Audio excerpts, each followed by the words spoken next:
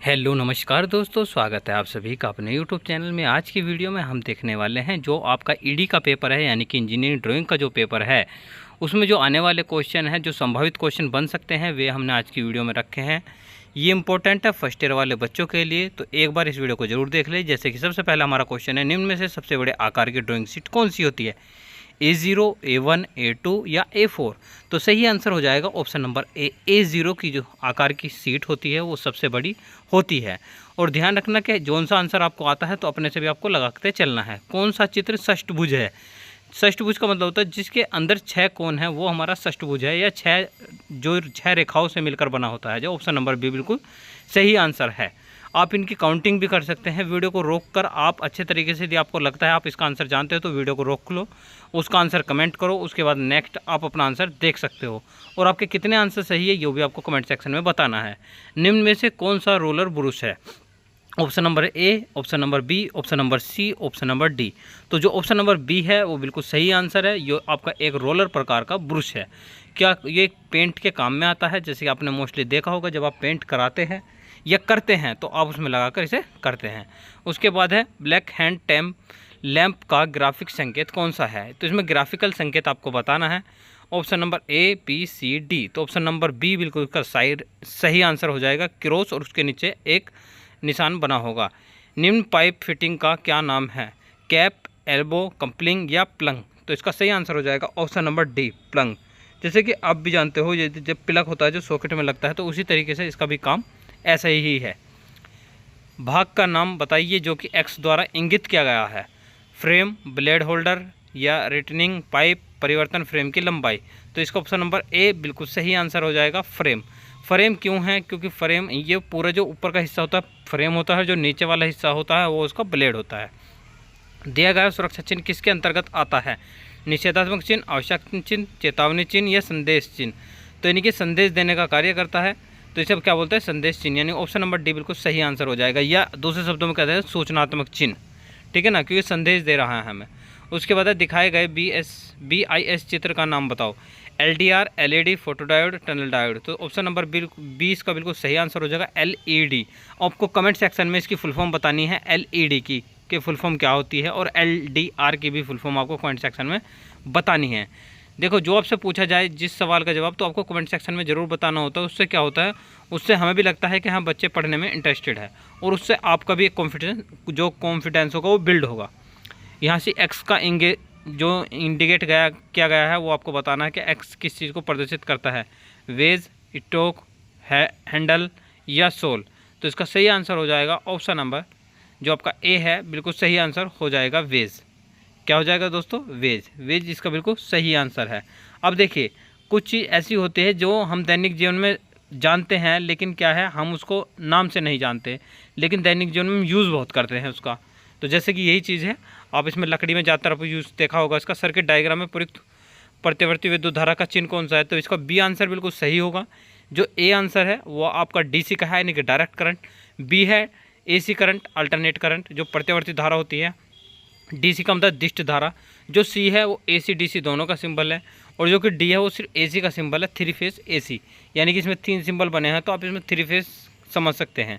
ठीक है दोस्तों, तो ये इस तरीके से आपको हर चीज़ के डायग्राम भी पता होने चाहिए। यदि आपको AC का नहीं, मान लो DC का नहीं पता, अगर आपको AC का पता भी, तो उससे भी आप अंदाज़ा लगा सकते हैं। दिए गए आइसोमेट्रिक आकृति किसको दर्शाती है? किटकैट फ्यूज को, उच्च रप्चरिंग कैपेसिटी फ्यूज को, कैट फ्यूज कैरियर या कार्टिज फ्यूज लिंक बेस? तो ऑप्शन नंबर डी बिल्कुल इसका सही आंसर हो जाएगा, कार्टिज फ्यूज। अब इसमें आपको बताना है, सबसे पहले तो आपको ये बताना है कि कौन से प्रकार का आरेख है, सर्किट है। तो इसका ऑप्शन नंबर ए बिल्कुल सही आंसर होगा, ब्रिज रेक्टिफायर। और इसमें कितने डायोड लगे हुए हैं? इसमें 4 डायोड लगे होते हैं। हमेशा ध्यान रखना, ब्रिज रेक्टिफायर में 4 डायोड लगे होते हैं। हाफ वेव में 1 डायोड होता है, फुल वेव में 2 डायोड होते हैं। तो इस तरीके से आप इन्हें अच्छे तरीके से समझ सकते हैं।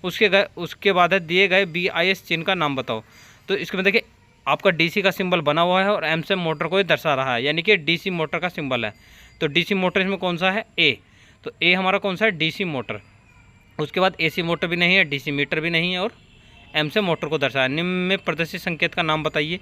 तो G से मतलब वो जनरेटर का, और आप सिंबल देख रहे हो DC का सिंबल है, तो इसका सही आंसर हो जाएगा DC जनरेटर। क्या हो जाएगा, डीसी जनरेटर, यानी कि ऑप्शन नंबर डी बिल्कुल इसका सही आंसर हो जाएगा, डीसी जनरेटर। जनरेटर कह सकते हैं, जनरेटर कह देते हैं इस तरीके से। दिष्ट विद्युत धारा जनरेटर के साधारण संकेत को पहचानिए। अब देखिए डीसी जनरेटर के बारे में ही बात कर रहा है, और कौन सी धारा में कह रहा है, दिष्ट धारा यानी कि डीसी धारा। तो ऑप्शन नंबर सी बिल्कुल इसका सही आंसर हो जाएगा, G4 जनरेटर। और नीचे जो सिंबल बना हुआ वो डीसी का बना हुआ है। दिए गए चिन्ह को पहचानिए, चिन्ह क्या दर्शाता है। देखिए G4 जनरेटर और जो सिंबल बना हुआ वो एसी का सिंबल है, तो यानी कि एसी जनरेटर को ये दर्शा रहा है। कौन सा दोस्तों, एसी जनरेटर, यानी कि ऑप्शन नंबर ए बिल्कुल इसका सही आंसर हो जाएगा। उसके बाद देखते हैं हम नेक्स्ट में क्या है, दी गई जो आपकी आकृति है इसको आपको पहचानना है। दी गई की का सही नाम क्या है, फेदर की, गोल की, या संग की, या पेंग की। तो इसका सही आंसर हो जाएगा ऑप्शन नंबर डी, पेंग की। अब देखिए इसका काम आपने नॉर्मली देखा होगा, जो चिनाई मिस्त्री होते हैं वे करते हैं। दिखाए गए वायरिंग सर्किट डायग्राम में प्रयुक्त चिन्ह का नाम पहचानिए। छत का पंखा, ब्रेकेट पंखा, या एग्जॉस्ट पंखा है, पंखे का रेगुलेटर। तो ऑप्शन नंबर सी बिल्कुल इसका सही आंसर हो जाएगा, एग्जॉस्ट पंखा। यदि इसमें से बाहर वाला जो गोला है वो हट जाए तो यो क्या रह जाएगा, सिर्फ एक छत का पंखा रह जाएगा।